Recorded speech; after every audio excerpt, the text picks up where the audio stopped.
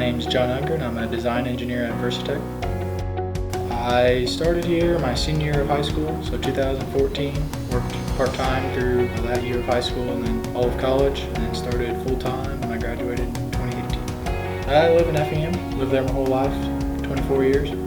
I really just like the team here, working with people I like and people I get along with and learning new things every day. Dad built houses growing up, so I was always around building stuff, so I always wanted to design easier ways of doing things. I like to coach youth travel team baseball in the summer. Favorite movie? I would say probably Field of Dreams.